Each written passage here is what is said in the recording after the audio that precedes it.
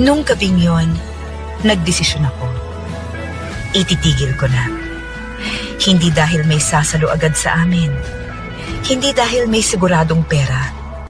Kundi dahil pagod na akong magpanggap.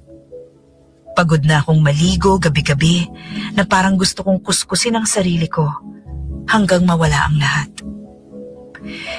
Hindi madali ang paghinto. May mga kliyenteng nagalit. May nagbanta pa na isusumbong ako kung hindi ako sisipot sa huling usapan.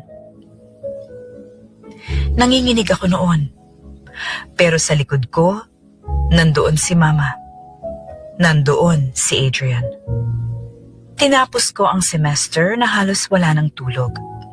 Nag-tutor ako, nag-part-time sa cafe, nagbenta kung ano-ano online.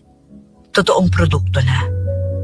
Hindi malaki ang kita, minsan kulang pa rin. Pero bawat pagod, malinis. 1 taon ang lumipas.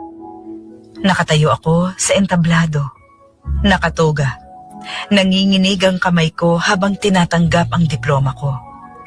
Sa baba, umiiyak si Mama. Si Papa nakaupo sa wheelchair, nakangiti kahit hirap pa rin magsalita.